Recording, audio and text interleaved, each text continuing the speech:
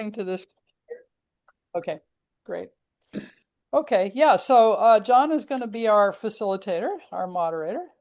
Go for it, Well, John. yeah, I'll just say that I stumbled on Tony's book long after it was written because there was a, TV program on C-SPAN. I sent out the link to everybody in which he had a wonderful conversation with, is it Kisselhoff?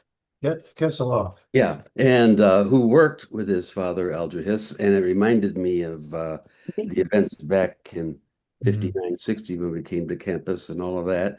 And so then I got the book, which is a very moving, unusual book I would recommend to everyone. And I won't do any spoiling of it, except to say that it grapples with all of the accusations, but it does more than that. It presents a complex portrait of his father, a little bit of his mother, but more of his father, in which in which I think written after Tony's book, America's Dreyfus by Brady, sets out the fact that the case was a case in which the right-wing elements decided that they needed to nail someone. They needed to really stop the kind of thinking that went into the United Nations. So anyway, Tony, how did you happen? Is it because you discovered all those letters? Is that what got you going? How did you happen to write your book? It's a good question. I guess it's a subject I've lived with for a long time, and it seemed to me perhaps it was time to redress the situation from a different angle. Just what it was like, uh, what he was like, what he seemed like to someone growing up uh, in the middle of his troubles. And you're right. I had sort of rediscovered all the letters he wrote home from prison and how they showed a different person from the public figure who seemed rather stiff and even awkward, which was always held against him. Here he was pouring his heart out and completely at his ease, even though these were, you could only write 2-page letters 3 times a week. And they were, of course, read by the censors in the prison system.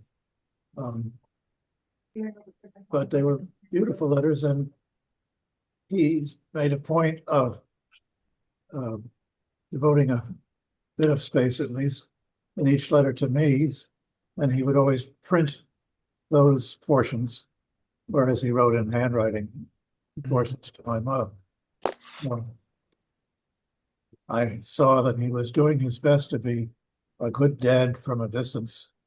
He would say things like he hoped we were both looking at the sunrise or the sunset or the moon. And that was a way of being together even if we were separated. He was out in Lewisburg, Pennsylvania, at the facility out there. Probably should have been sent to Danbury, Connecticut, which was closer, but that had a reputation of being a country club. And they didn't want to show they were soft on Alger Hiss, so it stuck him in this medium security place out in the middle of Pennsylvania, where the people who really were organizing the place were the organized crime guys from New York, who somehow took him under their wing and said, "What are you doing here?" And he made friends with some of these crime family figures, friendships that lasted. They were sort of the only sane people in prison because them it was just a occupational hazard. It was not a disgrace. They had families and jobs to come home to. They had warm reunions in the visiting room. So it was a story that wasn't really known.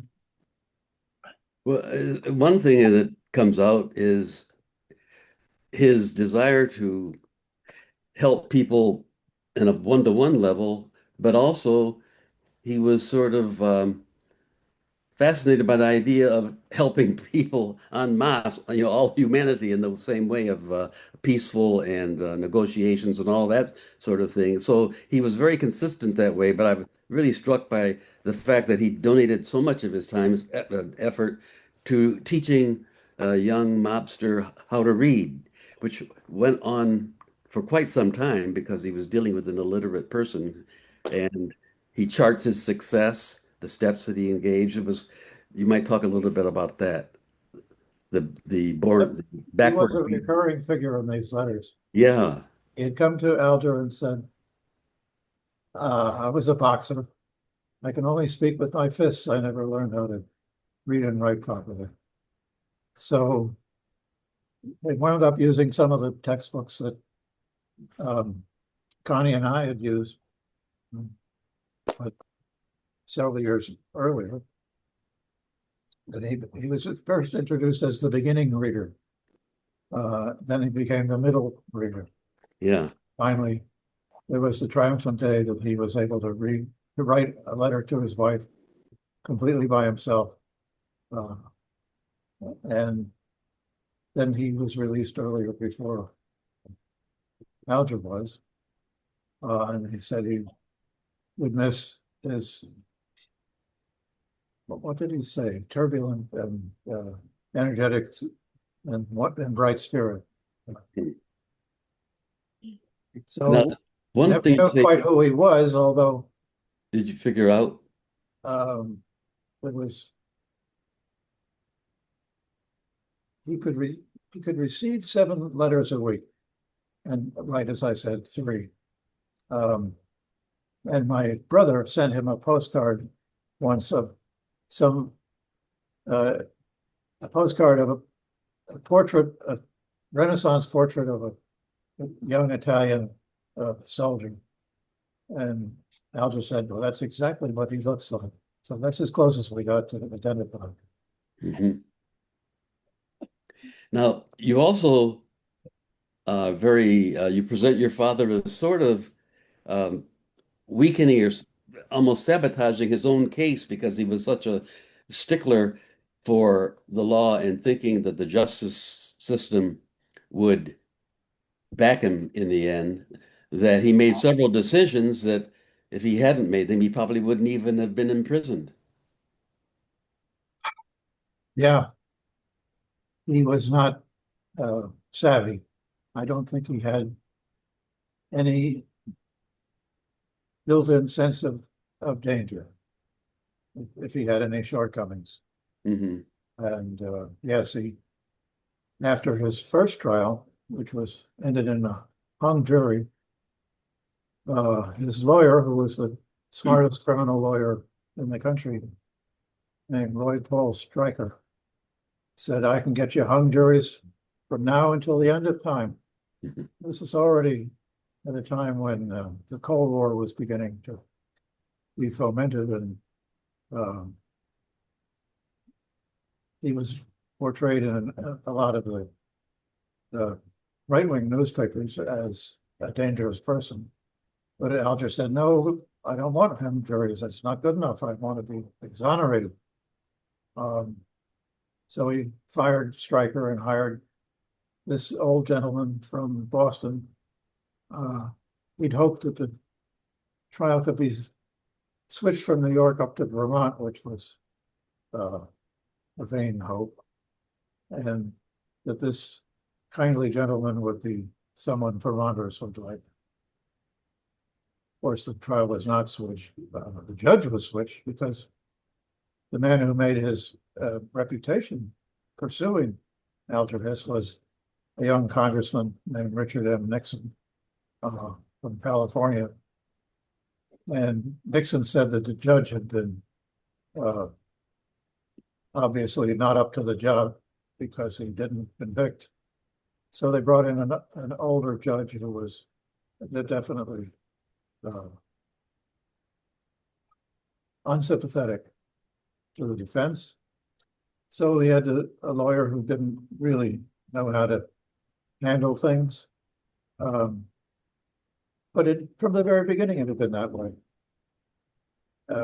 When he was accused by Whitaker Chambers. He insisted on suing him for libel. Everyone told him no need to do that. Libel cases only make things worse. But it went on from there. Hmm. So in your book, you portray as how you naturally as a child and as a young man, you had to carry this sort of onus on you that you are the son of a villain and traitor and all of that sort of stuff, which must have been a very difficult thing since you knew what your father was like. How did you deal with this external world and view? How did it affect you? I don't know that I dealt with it all that well. It was a weird situation. You know, John, until I heard from you, I didn't realize that the class of 1963 that we're all a part of had the distinction of being the first class with 18 Black Hmm. people in it. I'm glad to hear we have some distinction. All I remembered was that being told at one point that this was the first Harvard class that had a majority of people who had gone to public school and Hmm. not prep school. Really? Hmm. And they were very proud of that. Didn't feel any different as far as I could tell. But I grew up in a different kind of weirdness than being one of 18 Black members of a lily white college class.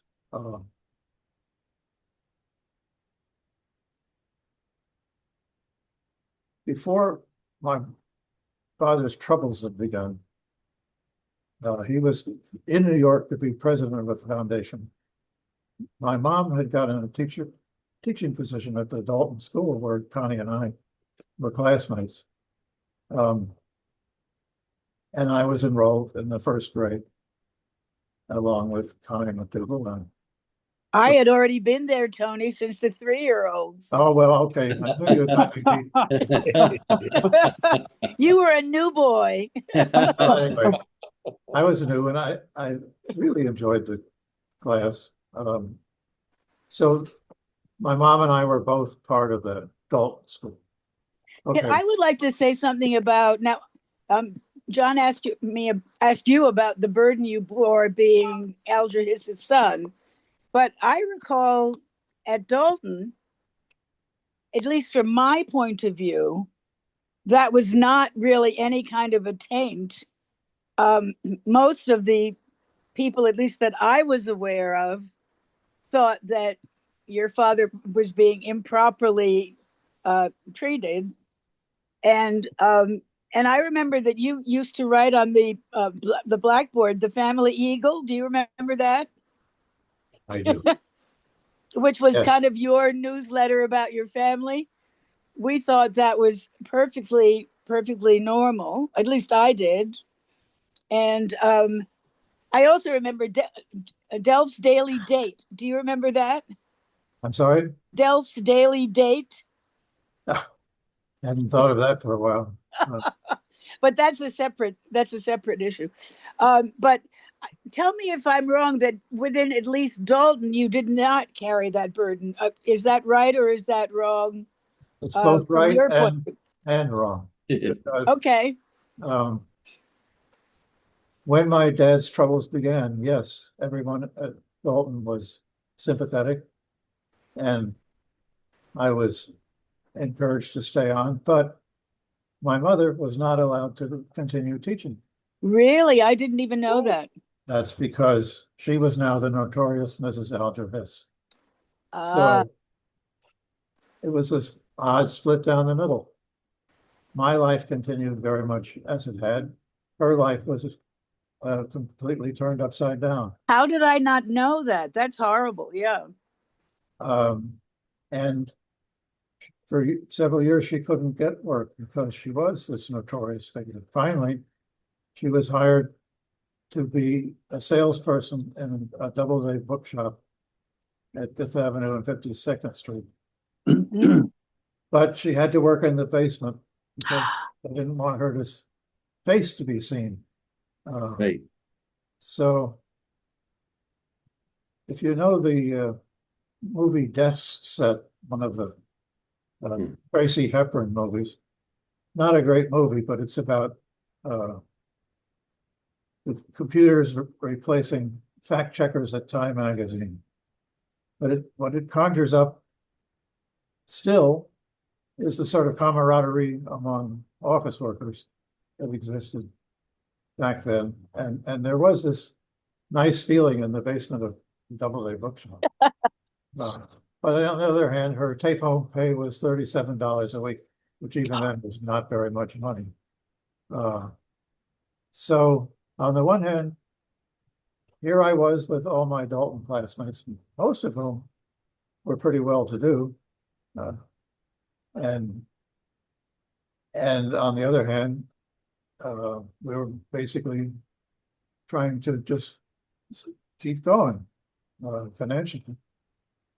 And so that, I think that split was the hardest thing to Yeah, that would negotiate. definitely color things. Yes. Then I was sent off to a boarding school in Vermont, a utopian boarding school called Putney, Yeah. which was co-ed, which was unusual in those days, and where of all things, the most important and impressive teacher was the man who taught classical music. And so that was the spirit that dominated this little enclave up in Vermont in the middle of what seemed to us very chilly time of the 1950s. It was the McCarthy period. It was the Cold War period. And then Harvard, I don't quite know why I thought I wanted to go to Harvard. Everybody did in those days. And I wasn't sure why after I got there either. And I wound up on the Crimson, the newspaper, where Fred Gardner was. And that was sort of the home away from home for me. And the niche I found. And also it turned out to be, it was extracurricular, of course, but the only sort of trade school experience at Harvard. So I learned how to write and was able to get hired as a writer after graduating. Let's see, David Lelyveld's hand. Yes, well, Tony, it's good to see you. Good to see First you. of all, I read your book a while ago, but I do remember an incident at Dalton where somebody spoke to this assembly or something. Oh yes, Connie's absolutely right. Nasty things about your father, and as you represented, the audience responded by booing the guy. And that's right.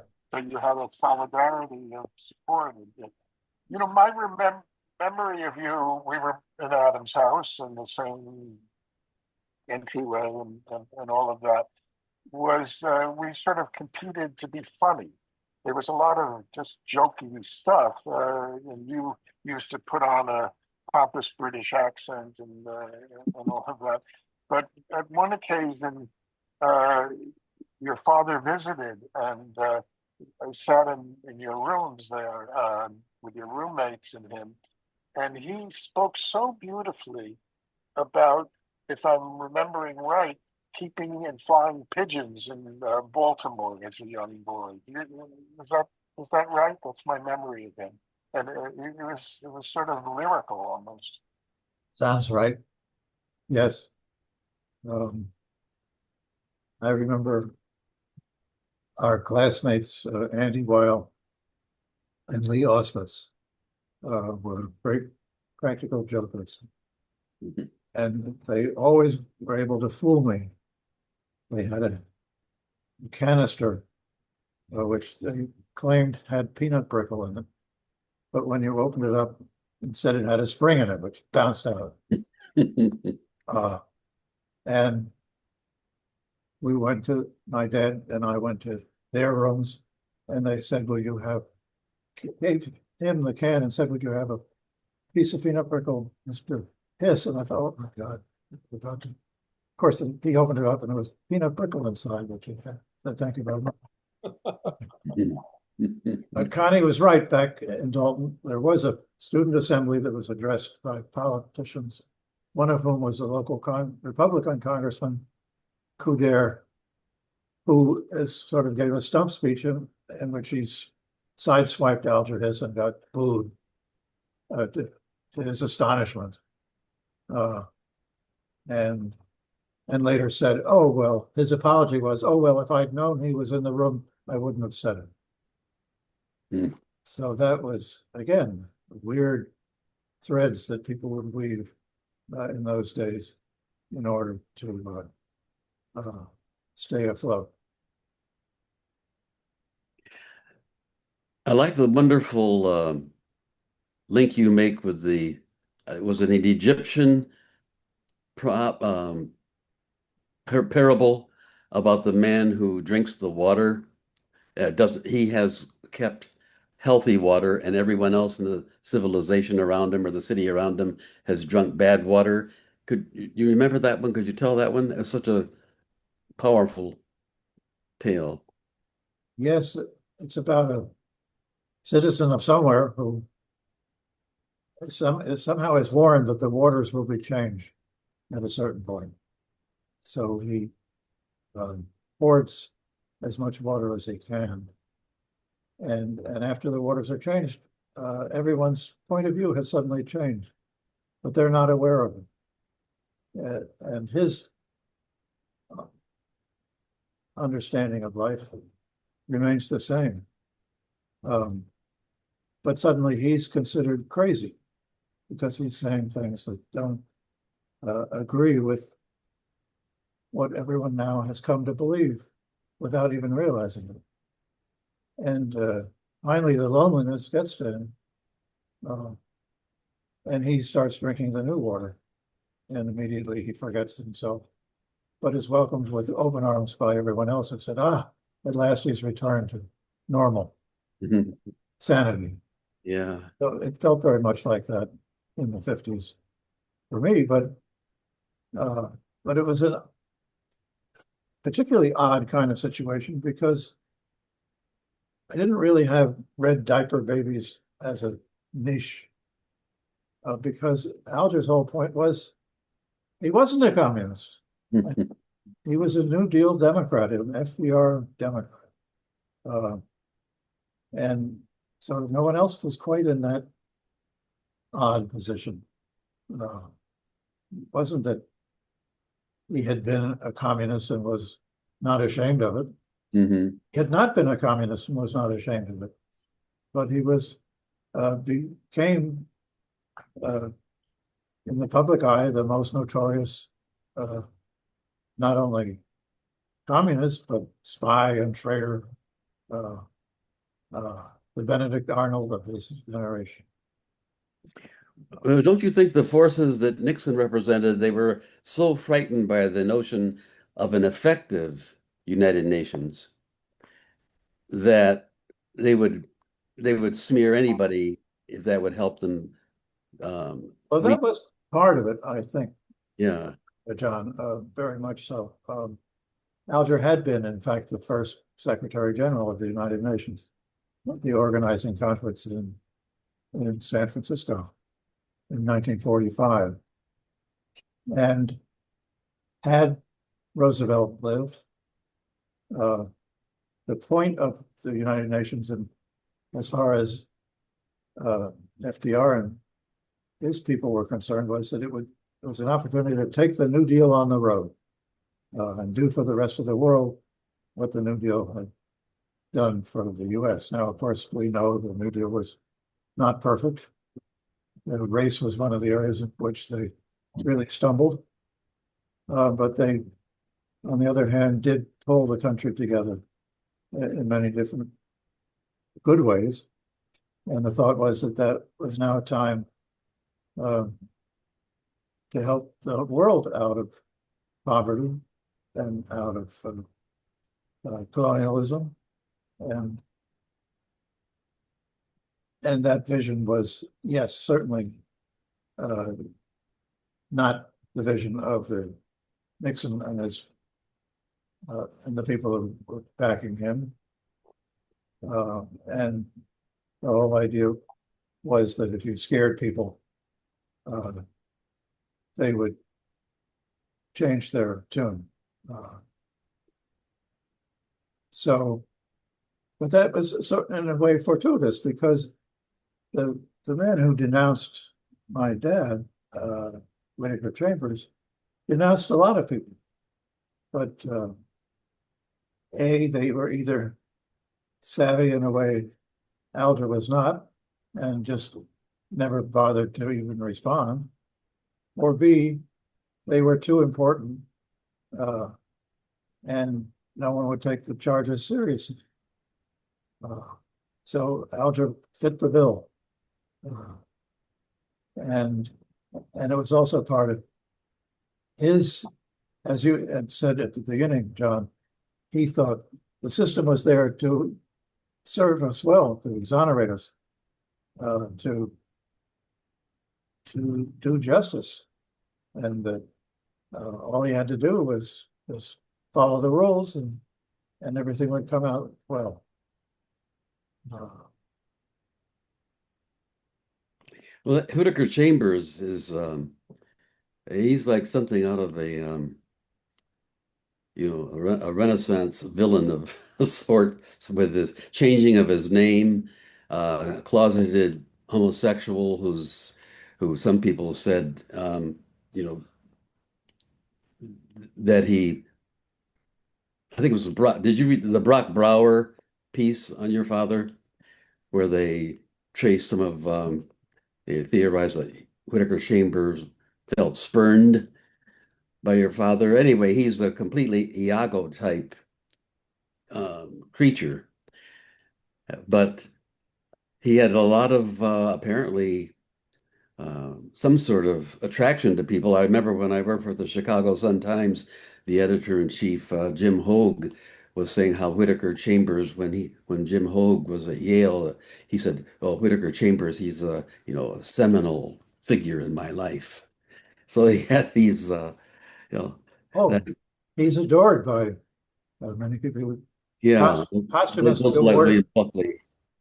posthumously awarded the Medal of Freedom by Ronald Reagan, who said that Chambers was the great influence in his life that turned him around from being a Democrat to seeing the true values of conservatism. Mm-hmm. He is one of the figures who will probably be memorialized in the Trump Garden of Heroes. Yeah. Yeah. And the freedom trucks, which Trump has been sending around the country to celebrate the 250th anniversary of the country, has a wall of heroes, and under the arts, Robert Frost is next to Whittaker Chambers. So it continues. Mm-hmm. It's not only that he's respected, he's venerated. And his book is considered a classic, and one of the outstanding achievements of the United States. Yeah. So the whole thing is very odd. I'm sorry. Mm-hmm. I think Harvard, for me, in part, I would later have the understanding to say, at least was a cloak for me. showed I wasn't a disgrace. I was a Harvard student.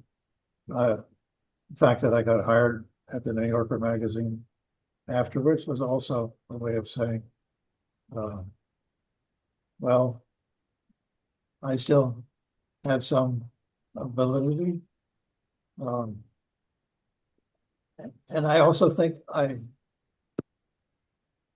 in those days, it seemed to me that the newspaper people somehow were immune.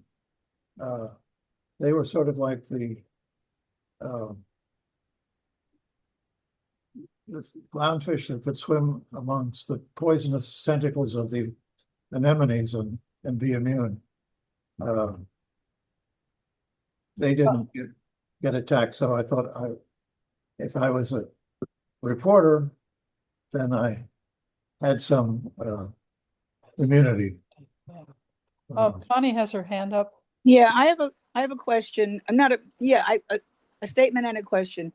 All I remember, the only comment that my father ever made about your father's case was he would never believe a word that Whittaker Chambers said. He was such a liar. And that, he had no other opinion except absolutely unreliable. And my father's opinions were almost always tainted by a racial aspect. Was there something about Whittaker Chambers that was racist in particular, or some position that he took against blacks that you know of? No, I don't actually. Okay, maybe it was just that he was a liar. He certainly was that. His book was really sort of the first nonfiction novel. It purported to be an autobiography, but it had a lot of fanciful and written in a very dramatic style too. And of course, that was his, that was how he operated. And putting films of State Department papers in a hollowed out pumpkin, and the so-called pumpkin papers. Bizarre.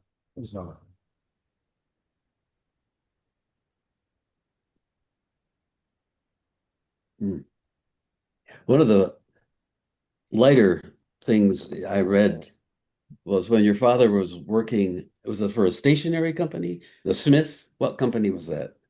He did work for. Yeah. Well, they said that, excuse me? Yes, he was for many years after he got out of jail, a printing salesman. Yeah. Apparently he went to a meeting at some point. They were wondering, the executives, whether having him represent them might be a touchy situation for them, hurt their business, but they had him because he was so good at organizing and preserving their business. So he goes to the meeting, and when he comes out, the people at the meeting say, imagine that. Whoever thought we'd have Rudolf Hess here meeting with us. That also happened when I met my wife, whose mother had been part of the Kinder transport sent from Vienna to Scotland to escape the Nazis, and then came to this country after the war. And after Lois and I met, her mother, a friend of hers, rushed up to her mother and said, Ilsa, how could you let your daughter go out with someone like that? The son of Rudolf Hess.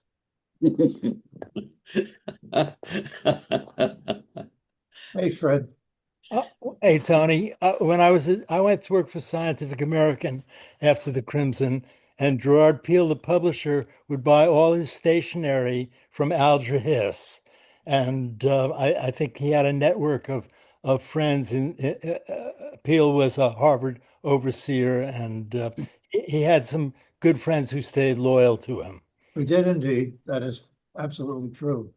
And he said, I was not the world's greatest salesman, but if if the boss heard that Alger Hiss was out in the lobby, he'd come out and get curious. So he got some sales that way. One of his customers was a young art designer named Andy Warhol. So he had his beat, and his boss, Tilly Novick, said, Alger Hiss is the most honest man I ever met, and he made a lot of crooks in the printing business, so I can tell as soon as I see one. So he stayed true to himself, which was nice. Sure, he was helped out by some people of means.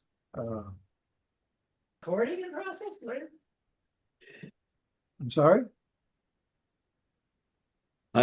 Someone must have had a phone on. You might also say something about what his letters show is he was extremely knowledgeable and insightful in matters of painting and poetry, art and literature. I mean, his in very quick analyses. I mean, some commentaries on Henry James and on various kinds of painting. They're remarkably intelligent, really. So he must have been a very widely read, a very highly cultured person.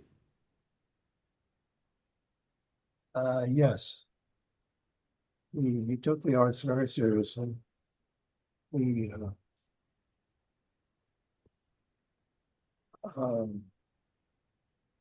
thought that was part of being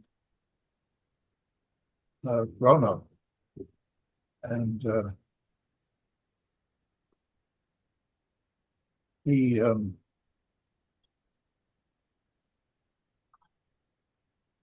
what can I say? I'm sure he was better read than I am. READ rather than RED. It was in many ways a privilege to be his son and honor, but it was certainly something that there was no guidebook for.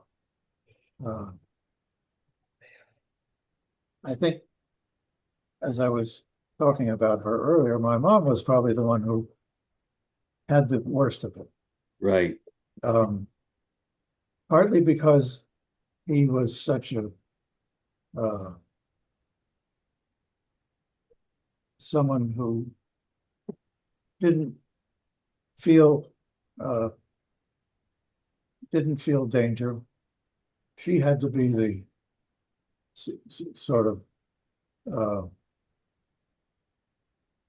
person in the family who kept an eye out for things that going wrong. And so she had the unlucky job of being the worrier. And then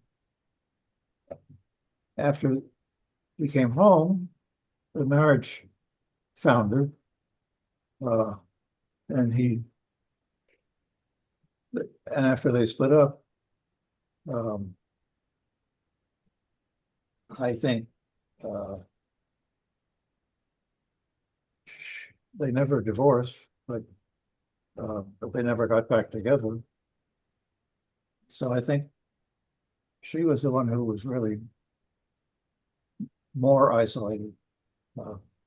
As a, when marriages end, often some of the friends go one way and some of the friends go the other way. And the bulk of the friends went his way. But she, in the end, also shone through because she got involved here in the village in the local independent Democrat the club which promoted the young reformer named Ed Koch, who in those days did something amazing, which was beat the old-time Tammany Hall councilman, Carmine DeSapio. Mm. And that was the beginning of the Koch career. They became close. So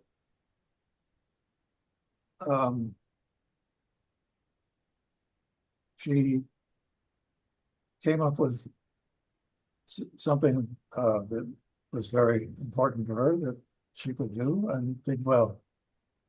I see, Ron, you have a hand up? First, Liz first. I'm sorry. Yeah. Okay. I think that you've probably answered my question because I was going to ask you about your mother, because she obviously had a very central role, and certainly to have the marriage founder after he came back must not have been easy on you or anybody else in the family. So I hear a lot of pulls. I hear a lot of pulls in a lot of different directions, and that's my comment. A good one. You're right. Hey, Ron. Okay. Yeah, I'm curious as to where your father's values came from. I mean, how did he grow up and, what were his parents like in terms of influencing his values and what kind of person he became? That's a good question. I think that some of what was inside him that he probably wasn't aware of was that his father was a suicide at the age of when Alger was only 3. Mm. And so he grew up really without a father. There were some father figures. And I think he very much had the feeling that he was holding something together and creating something that could take the place of not having had a father. That was a particularly sad story because his father, his mother, my grandmother's brother had been in the same business as my grandfather. My grandmother's brother was a no-goodnik and stole from the firm. My grandfather was a good guy and worked extra hard for years and years to pay back all the money that had been lost to the firm. And finally that happened. And he got a letter from a cousin of his down in North Carolina who was part of a branch of the family that had actually made some money, who said, come on down here. You'll have a good time. It'll be much easier for you. And my grandmother said, what? Leave Baltimore? Leave my friends? Never. My grandfather slit his throat. Mm. That's a hard thing to grow up in the middle of. Yeah. Wow. And I think that's one of the reasons he did turn to every source he could think of that had contributed to humanity's progress. Okay. So that's why he was deeply read in philosophers why he admired so much the great artists and musicians. His great hero, of course, was Oliver Wendell Holmes. That was the father he never had. Junior, yeah. The year he was, after he graduated from Harvard, from Hopkins, from Harvard Law School, Felix Frankfurter, then on the law school faculty, had the privilege of choosing a clerk for Holmes every year. And Alger got the nod. Holmes was then 89, but still vigorous, still very much a central feature on the Supreme Court. And,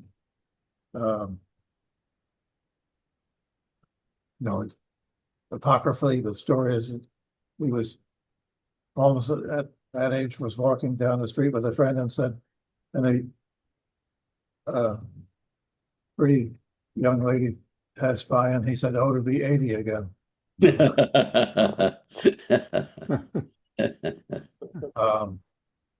So that there was all the strength and the fierceness Holmes had fought in the Civil War,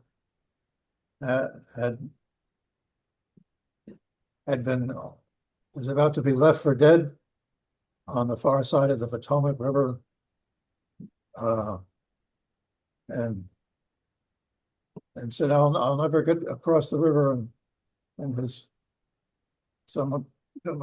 soldier came up to him and said, "Don't worry about that, Holmes. Okay."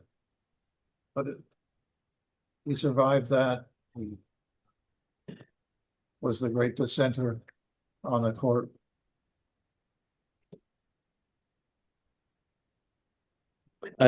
Tony, Yes, I think in your book, when you tell that anecdote, I guess the person says to Holmes, is referring to the River Jordan. that's right. Of It's course, going to be a religious crossing, and he assures him you're going to get across the River You're going to Jordan get to and you heaven. get to heaven. And Holmes was so mad That's right. he was talking about that river instead of getting across the real river. Oh, That he said to himself, "Damn, if I'm going to die," today, right? Yeah, that was quite a great anecdote. Yeah, and your father read to him even later, even when he was not his clerk anymore. Apparently, he would They go would over and every read day when Holmes couldn't read. read aloud to him. Yeah. Holmes's wife had died the year before, and she had always done that. This was later held against Alger by a law professor who wrote an anti-Alger book and said that this was very sinister. Reading aloud to someone is a way of trying to manipulate them and infantilize them. Yeah. So you can't do anything right, Yeah,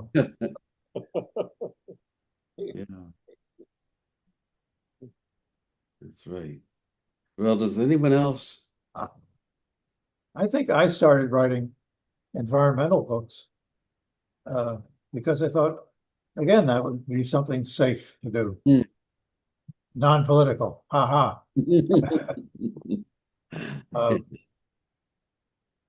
But that's what my most recent book was called, Rescuing the Planet, Protecting Half the Land to Heal the Earth, about the protecting biodiversity as the sort of third great post-war environmental crisis after the one that Rachel Carson alerted us to, the poisoning of the planet, and then the second one being the climate change and global warming. The third one was just the loss of all the other species. And that's the takeoff point for the next book, the biosphere.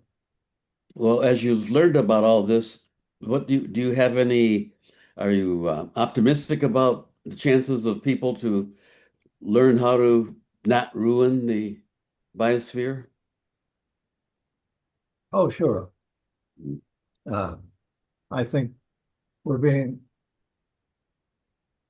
it's part of our growing up, and we're being called upon to take this seriously. And And it's a challenge, I think, it's time for us to rise to. Um, it isn't easy, but as we learn more and more about this actual structure of this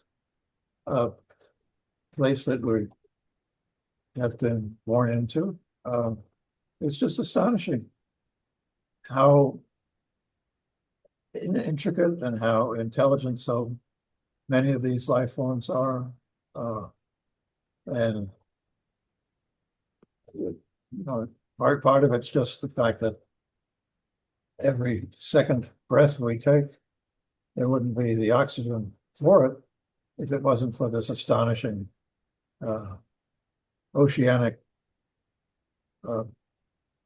migration every day where little things come to the surface after nightfall and then sink back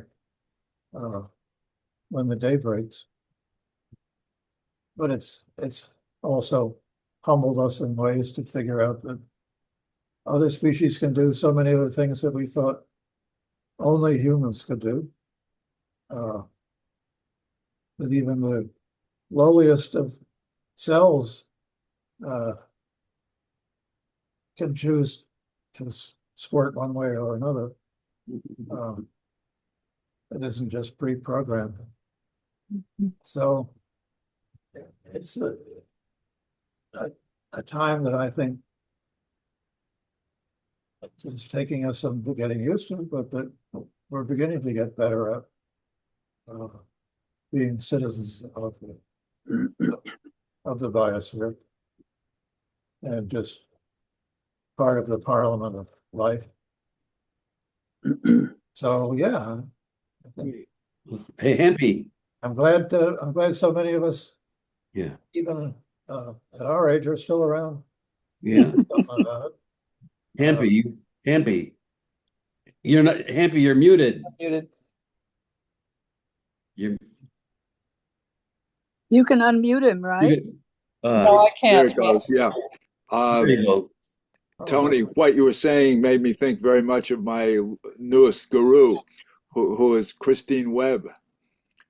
She wrote a book, The Arrogant Ape, Yeah. Oh, and it's brilliant, and it sounds very much like what you were just talking about. I've got it right over here. Yeah, I have it on my Kindle.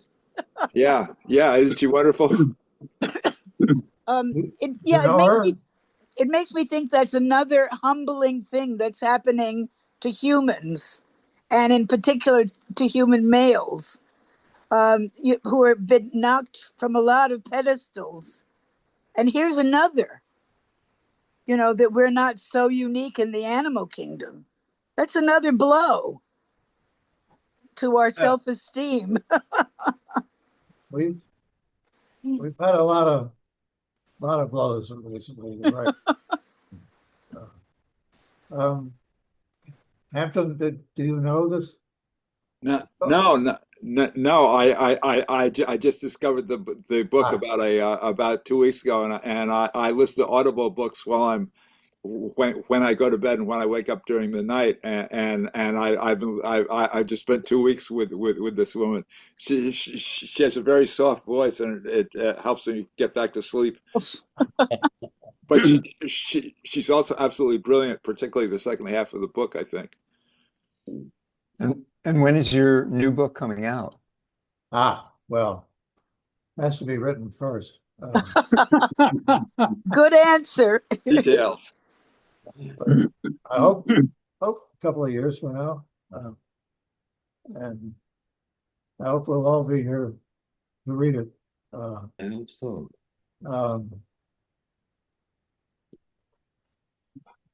Well, I always encourage myself by saying we may kill ourselves off, but nature will rebound. The rest of the planet will probably be better off even. Well, I think they might miss us. Oh, come on, Tony. I don't think they would at all. But I don't think we'll give them that opportunity. Well, I hope you're right. We'll be here. I hope you're right. John, it's such a nice thing you've done to assemble this crowd of Oh, survivors. well, yeah, but Kent did the assembling, but now he's off writing his book or doing something or other. So if he were here, we would be able to thank him for forming all of this. But Liz, you still have a question. Yeah, I mean, this is, I don't know, it's the broad question, I guess, which is if you had to think about what the major influences on your life are from your dad and from your mom, what would you say those would be?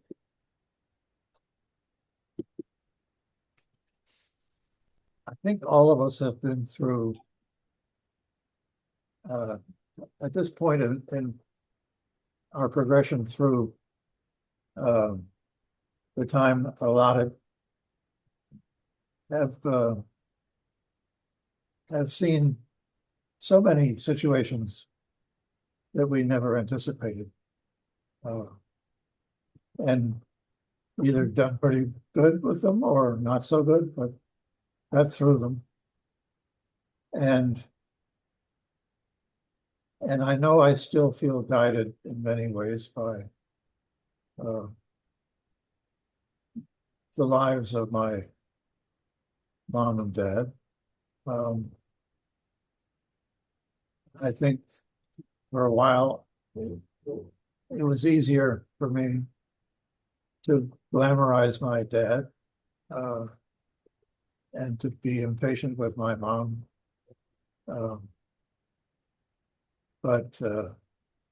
I think I've managed to get beyond that. You know, we learn from our parents partly from what they teach us and partly from who they are. And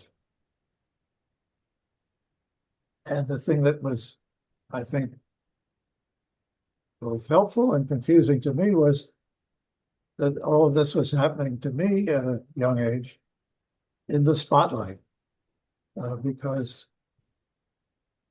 he was the number one story in the media for 2 or 3 years running. Longer. Well, yes, it went on and on and on, but I mean, it was front page news for 2 or 3 years. So that's very distorting, Mhm. because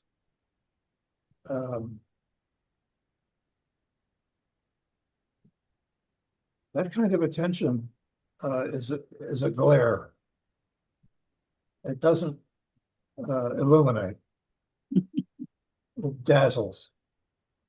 And it's very predatory part. This is juicy stuff to sink your teeth into. So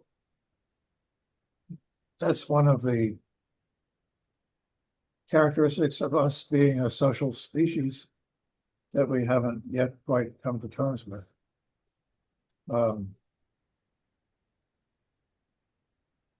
We certainly are enriched by being a social species, but there are corners of it, of our interactions with each other, that we haven't yet really come to terms with. So that oddity is perhaps the little bit of unusualness that I can bring to a discussion with my peers and fellow 85-year-olds or almost 85-year-olds. And it may not be something any of the rest of us ever encounter in person, but every distortion we can find that we can begin to get more humble about, as this book about the arrogant ape uh, does so well in terms. Oh, there's so many good things in that book, Hampton. You're right. One of them just being that experiments that seem to show human in a bright light. She points out these are caged animals being asked to do things. Mhm. They're not in their own setting. Mm. They've been plucked and put into our spotlight. And then they say, and then we say, well, they didn't do anything, you know, dumb. But what did you expect? No, they're animals. Well, we're animals. We're not plants. Plants, in some ways, are probably more intelligent. They're intelligent too. Yeah. I mean, they don't have to eat something because sunlight, they eat sunlight. Um, so they don't have to be better than somebody else. All of this stuff that's just flooding into what we actually know very rapidly and very, in some ways, unexpectedly. Oh, the old paradigms are just sort of daily being discarded, almost, it seems. But there's also a resistance to those Well, sure. Weakening of the old paradigms. And I think that's what we see a lot of now. People just rejecting science, rejecting history, rejecting everything, right? Because it's too hard to take in. Well, you know, there's a lot to, yes, it's,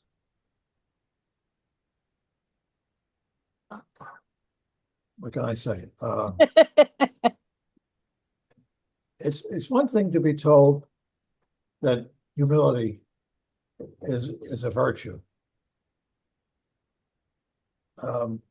But it's another thing to begin to think about humility as a learning tool. And it's not something that's presented to us in school as part of a methodology of accumulating knowledge. It's something we hear about in church as what makes a good person. So there's a disconnect there still.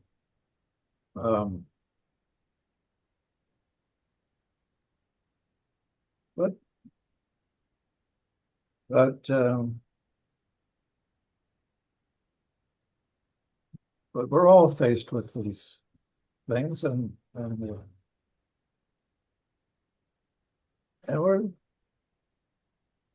getting a little bit better each time we tackle it.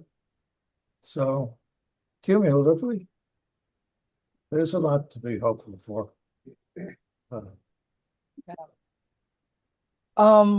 We're We coming don't up have to against, cross that river. We can. Pardon? that's another river. That's Yeah. another good river.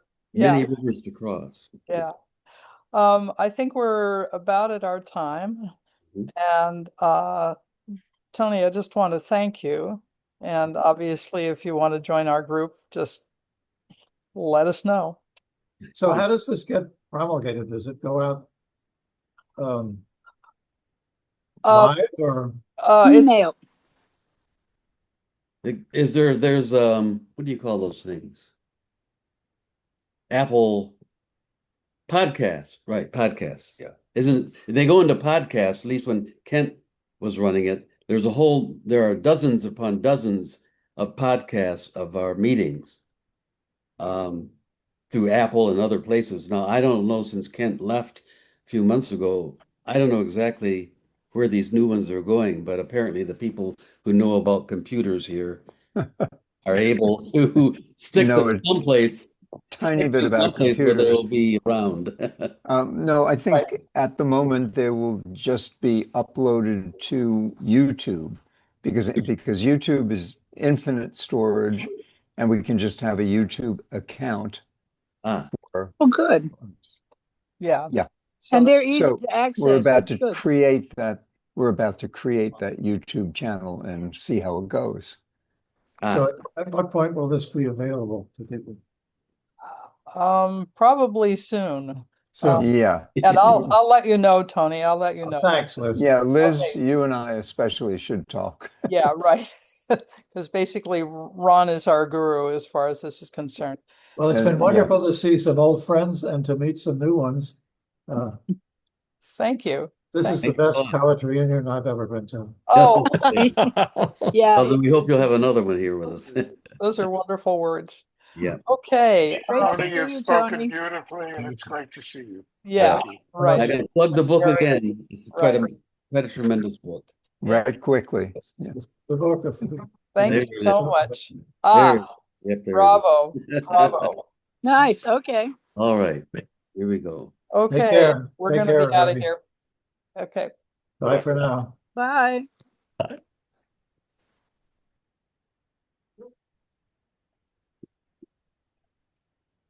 Meeting for all.